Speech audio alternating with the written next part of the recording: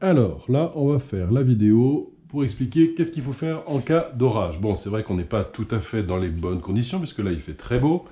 Et donc, il faut s'imaginer, boum, boum, boum, il y a de l'orage, il y a des éclairs, il pleut à torrent, etc. Même parfois, il fait nuit. Bon, si jamais il fait nuit, cette lampe-là, ici, et celle qui est là-bas, sont allumées, parce que vous êtes passé devant.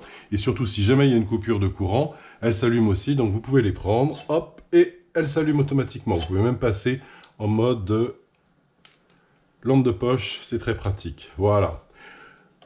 Ensuite, qu'est-ce qu'il faut faire? Pour mémoriser un petit peu, vous pouvez aussi jeter un coup d'œil à ce petit panneau où il y a marqué tout ce qu'il faut faire, parce que vous n'êtes pas obligé non plus d'avoir votre téléphone branché sur Internet et de regarder YouTube pendant l'orage. Un petit conseil aussi, important, en cas d'orage, le système d'ouverture du portail, une fois qu'on a tout déconnecté, ne fonctionne pas. Donc, avant de faire toute la manœuvre, c'est une bonne chose d'ouvrir le portail et de le laisser ouvert.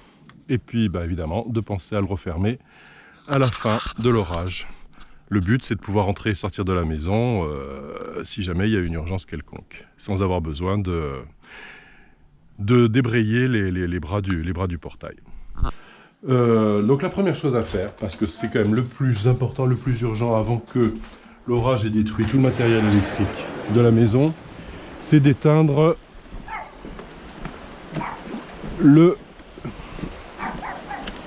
la partie de l'électricité qui concerne les trucs sensibles. Donc première chose, on prend ce pot là, ici, et on l'enquille dans ce tuyau ici, voilà, hop, et là ça arrête le circuit dans la pompe.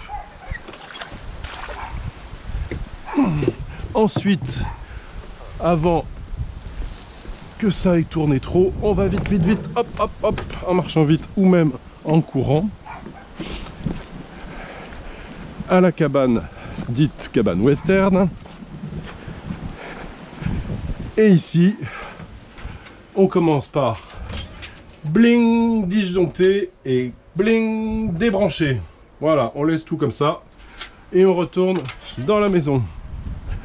Parce qu'il reste encore pas mal de petites choses à faire.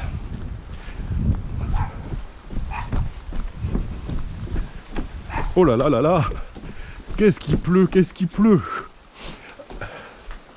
Ici, on ouvre ce placard et on débranche la prise des électrovannes. Ensuite, on va dans le bureau éteindre l'onduleur. Pour faire ça, on fait un appui long sur ce bouton. Et quand on entend le bip, on relâche. Et voilà. Et on fait la même chose dans le bureau de Caroline. Voilà, bonjour Caroline. Et c'est ce bouton-là sur lequel on appuie, mais comme elle travaille, j'appuie pas. Voilà. Deux autres petites choses qu'on peut faire si vraiment l'orage gronde, c'est quand même une bonne chose de débrancher cette prise d'antenne, de débrancher aussi, mais c'est absolument pas obligatoire, la prise ici qui est dans la chaussette de la télé. Ça c'est uniquement si on n'a pas envie de regarder la télé pendant l'orage, c'est une petite sécurité supplémentaire, mais de toute façon la télé est protégée par un onduleur. Et c'est pas plus mal aussi de vérifier au cas où si la prise d'antenne de cette chambre est bien débranchée. Il se trouve que c'est le cas, donc c'est super. Voilà. Autre chose que j'ai oublié parce qu'il fait beau et donc que j'y ai pas pensé, comme il va certainement pleuvoir à torrent, et bien à ce moment-là, vous vous munissez de cet imperméable, ou bien juste de ce chapeau, de ce kawaii,